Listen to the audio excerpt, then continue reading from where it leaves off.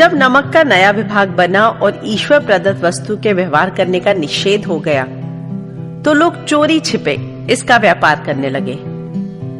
अनेक प्रकार के छल प्रपंचों का सूत्रपात हुआ। कोई घूस से काम निकालता था, कोई चालाकी से। अधिकारियों के पौभारा थे। पटवारीगिरी का सर्व सम्मानित पद छोड़ छोड़कर लोग इस विभाग की बरकंदाजी करते थे। इसके दारोगा पद के लिए तो वकीलों का भी जी ललचाता था। यह वे समय था जब अंग्रेजी शिक्षा और ईसाई मत को लोग एक ही वस्तु समझते थे। फारसी का प्राबल्य था। प्रेम की कथाएं और श्रृंगार रस के काव्य पढ़कर फारसीदा लोग सर्वोच्च पद पर नियुक्त हो जाया करते थे। मुंशी वंशीधर भी जुलेखा की वीर कथा समाप्त करके सीरी और फरहाद के प्रेम वृत्तांत को नल और नील की लड़ाई और अमेरिका के आविष्कार से अधिक महत्व की बातें समझते हुए रोजगार की खोज में निकले। उनके पिता एक अनुभवी पुरुष थे। समझाने लगे, बेटा घर की दुर्दशा देख रहे हो, ऋण के बोझ से दबे हुए हैं। लड़कियां हैं, वे घास फूस की तरह बढ़ती चली जाती हैं। मैं कगारे पर का वृक्ष हो रहा हूँ, ना मालूम कब गिर पड़ूं। अब तुम ही घर के मालिक मुख्तार हो। नौकरी में ओहदे की ओर ध्यान मत देना, वह तो पीर का मजार है। निगाह चढ़ावे और चादर पर रखनी चाहिए। ऐसा काम ढूंढना जहाँ पर ऊपरी आय हो। मासिक वेतन तो पूर्ण मासी का चांद है, जो एक दिन दिखाई देता है और घटते घटते लुप्त हो जाता है। ऊपरी आय बहता हुआ स्रोत है, जिससे सदैव प्यास बुझती है। वेतन मनुष्य देता है, इसी से उसमें वृद्धि नहीं होती। ऊपरी आमदनी ईश्वर देता है, इसी से उसकी बरकत होती है। तुम स्वयं विद्वान हो, तुम्हें क्या समझाऊं। इस विषय में विवेक की बड़ी आवश्यकता है। मनुष्य को देखो, उसकी आवश्यकताओं को देखो और अवसर को देखो। उसके उपरांत जो उचित समझो करो। गरज वाले आदमी के साथ कठोरता करने में लाभ ही लाभ है, लेकिन बेगैरज को दांव पर पाना जरा कठिन है। इन बातों को निगाह में बांध लो, ये मेरी जन्म भर की कमाई है। इस उपदेश के बाद पिताजी ने आशीर्वाद दिया। वंशीधर आज्ञाकारी पुत्र थे। ये बातें ध्यान से सुनी और तब घर से चल खड़े हुए। इस विस्तृत संसार में उनके लिए धैर्य अपना मित्र, बुद्धि अपनी पथ प्रदर्शक और आत्मावलंबन ही अपना सहायक था। लेकिन अच्छे शकुन से चले थे। जाते ही जाते नमक विभाग के दारोगा पद पर प्रतिष्ठित हो गए। वेतन अच्छा और ऊपरी आय का तो ठिकाना ही ना था। वृद्ध मुंशी जी को सुख संवाद मिला तो फूले ना समाये। महाजन कुछ नरम पड़े। कलवार की आशा लता लहराई। पड़ोसियों के हृदय में शूल उठने लगे। जाड़े के दिन थे और रात का समय। नमक के सिपाही चौकीदार नशे में मस्त थे। मुंशी वंशीधर को यहाँ आए अभी 6 महीनों से अधिक न हुए थे, लेकिन इस थोड़े समय में उन्होंने अपनी कार्य कुशलता और उत्तम आचार से अफसरों को मोहित कर लिया था। अफसर लोग उन पर बहुत विश्वास करने लगे। नमक के दफ्तर से 1 मील पूर्व की ओर जमुना बहती थी। उस पर नावों का एक पुल बना हुआ था। दारोगा जी किवाड़ बंद की मीठी नींद सो रहे थे। अचानक आंख खुली तो नदी के प्रवाह की जगह गाड़ियों की गड़गड़ाहट और मल्लाहों का कोलाहल सुनाई दिया। उठ बैठे। इतनी रात गए गाड़ियां क्यों नदी के पार जाती हैं? अवश्य कुछ न कुछ गोलमाल है। तर्क ने भ्रम को पुष्ट किया। वर्दी पहनी, तमंचा जेब में रखा और बात की बात में घोड़ा बढ़ाए हुए पुल पर आ पहुंचे। गाड़ियों की एक लंबी कतार पुल के पार जाती दिखी। डांट कर पूछा, किसकी गाड़ियां हैं? थोड़ी देर तक सन्नाटा रहा। आदमियों में कुछ कानाफूसी हुई। तब आगे वाले ने कहा, पंडित आलोपी दीन की। कौन पंडित आलोपी दीन? दातागंज के। मुंशी वंशीधर चौंके। पंडित आलोपी दीन इस इलाके के सबसे प्रतिष्ठित जमींदार थे। लाखों रुपए का लेन देन करते थे। इधर छोटे से बड़े कौन ऐसे थे जो उनके ऋणी ना हो? व्यापार भी लंबा चौड़ा था। बड़े चलते पुर्जे आदमी थे। अंग्रेज अफसर उनके इलाके में शिकार खेलने आते और उनके मेहमान होते। 12 मास सदाव्रत चलता था। मुंशी ने पूछा, गाड़ियां कहां जाएंगी? उत्तर मिला, कानपुर। लेकिन इस प्रश्न पर कि इनमें क्या है, सन्नाटा छा गया। दारोगा साहब का संदेह और भी बढ़ा। कुछ देर तक उत्तर की बाट देखकर वह जोर से बोले, क्या तुम सब गूंगे हो गए हो? हम पूछते हैं कि इनमें क्या लादा है। जब इस बार भी कोई उत्तर ना मिला तो उन्होंने घोड़े को एक गाड़ी से मिलाकर बोरे को टटोला। भ्रम दूर हो गया। यह नमक के ढेले थे। पंडित आलोपी दिन अपने सजीले रथ पर सवार कुछ सोते कुछ जागते चले आते थे। अचानक कई गाड़ी वालों ने घबराए हुए आकर जगाया और बोले, महाराज महाराज, दारोगा ने गाड़ियां रोक दी है और घाट पर खड़े आपको बुलाते हैं। पंडित आलोपी दिन का लक्ष्मी जी पर अखंड विश्वास था। वे कहा करते थे कि संसार का तो कहना ही क्या, स्वर्ग में भी लक्ष्मी जी का ही राज्य है। उनका यह कहना यथार्थ ही था। न्याय और नीति सब लक्ष्मी के ही खिलौने हैं। उन्हें वे जैसे चाहती है नचाती है। लेटे ही लेटे गर्व से बोले, चलो हम आते हैं। ये कहकर पंडित जी ने बड़ी निश्चितता से पान के बीड़े लगाकर खाए। फिर लिहाफ फोड़े हुए दारोगा के पास आकर बोले, बाबूजी आशीर्वाद, कहिए हमसे ऐसा कौन सा अपराध हुआ कि गाड़ियां रोक दी गई? हम ब्राह्मणों पर तो आपकी कृपा दृष्टि रहनी चाहिए। वंशीधर रुखाई से बोले, सरकारी हुक्म। पंडित आलोपी दिन ने हंसकर कहा, हम सरकारी हुक्म को नहीं जानते और न सरकार को। हमारे सरकार तो आप ही हैं। हमारा और आपका घर का मामला है। हम कभी आपसे बाहर हो सकते हैं?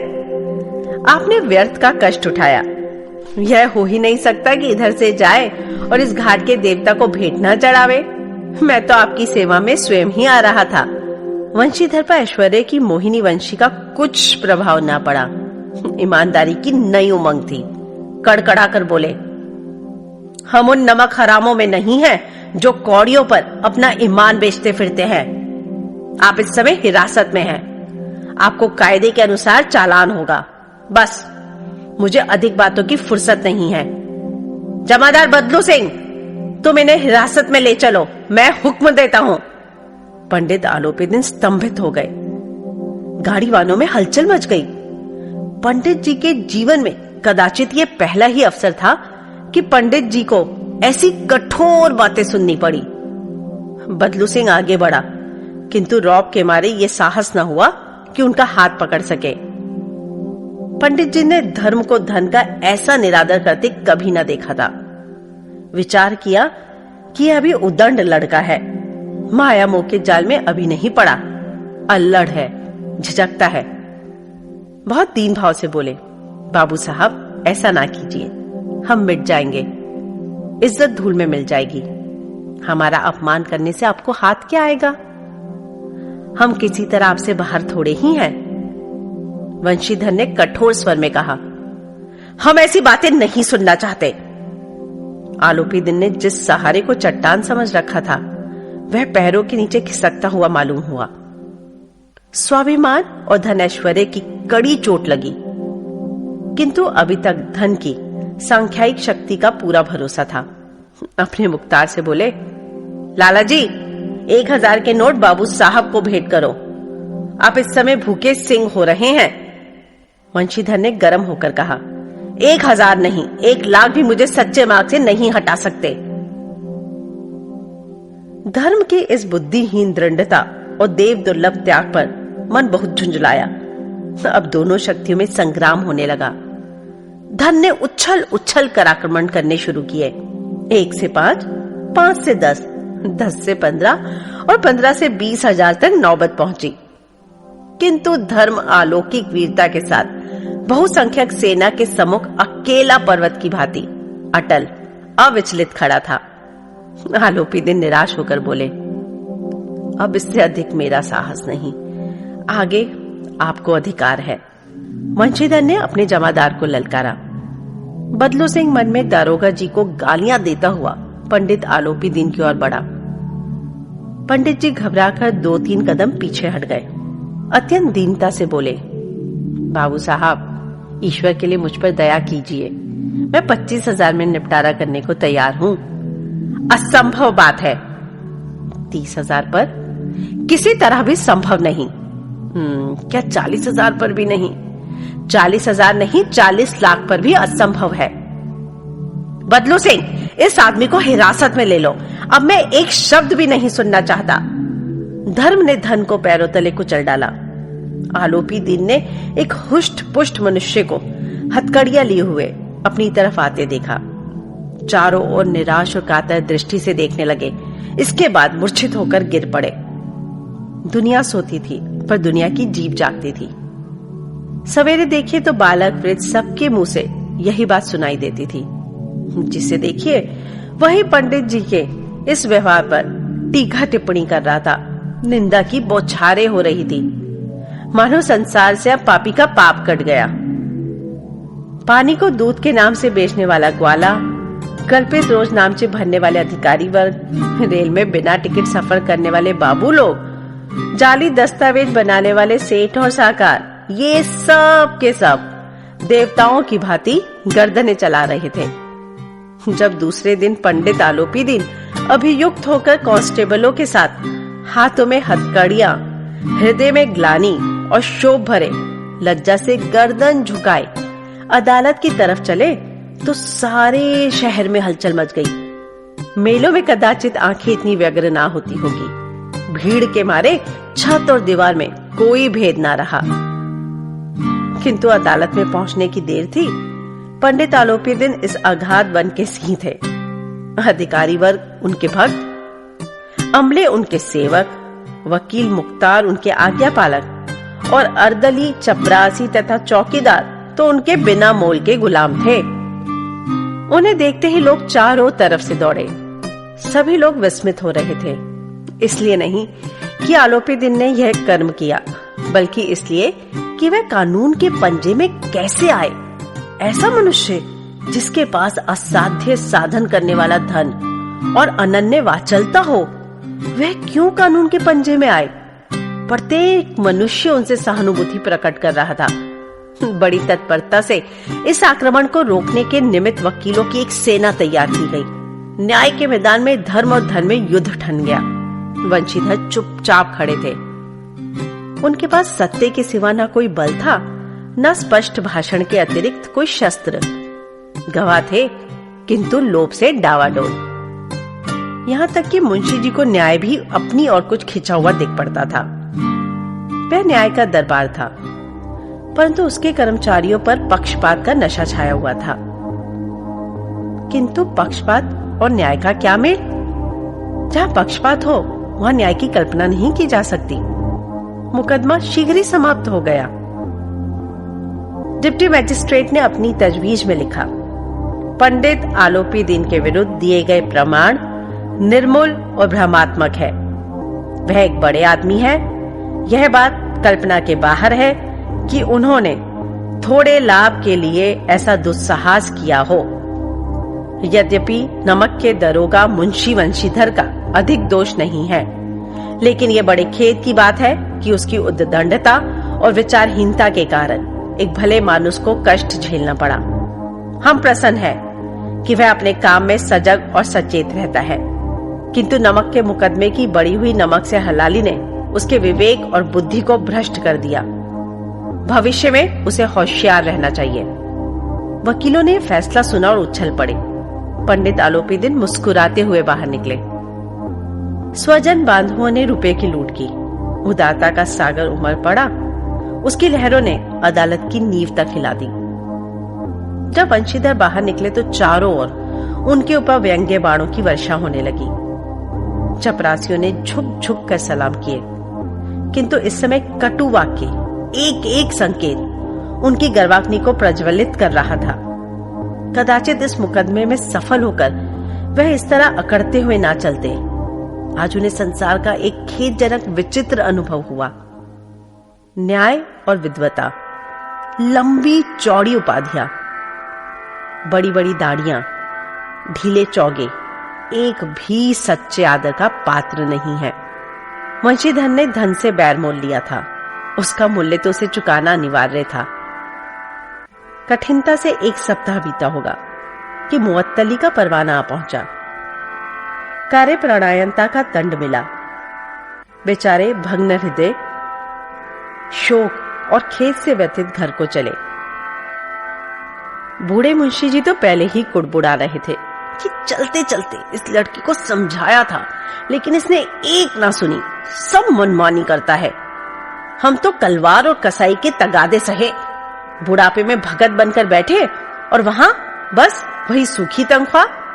हमने भी तो नौकरी की है, कोई ओहदेदार नहीं थे, लेकिन काम किया, दिल खोलकर किया। और आप ईमानदार बनने चले हैं। घर में चाहे अंधेरा हो, मस्जिद में अवश्य दिया जलाएंगे। खेद ऐसी समझ पर पढ़ना लिखना सब अखारत गया। इसके थोड़े ही दिनों बाद जब मुंशी वंशीधर इस दुरावस्था में घर पहुंचे और बूढ़े पिताजी ने समाचार सुना तो सिर पीट लिया। बोले, जी चाहता है कि तुम्हारा अपना सिर फोड़ लूं। बहुत देर तक पछता पछता कर हाथ मलते रहे।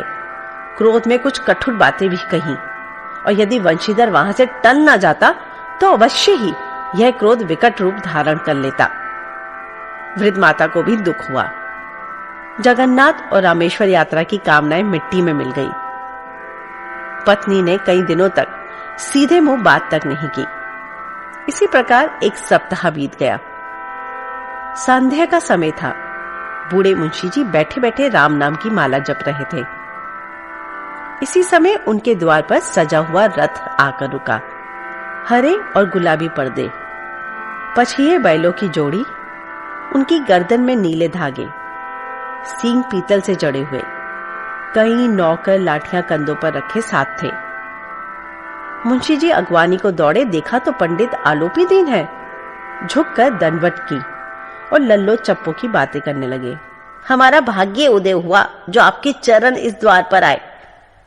आप हमारे पूज्य देवता हैं। आपको कौन सा मुंह दिखावे? मुंह में तो कालिक लगी हुई है, किंतु क्या करे, लड़का अभागा कपूत है, नहीं तो आपसे क्या मुंह छिपाना पड़ता। ईश्वर निसंतान रखे, पर ऐसी संतान ना दे। आलोपी दीन ने कहा, नहीं भाई साहब, ऐसा ना कहिए।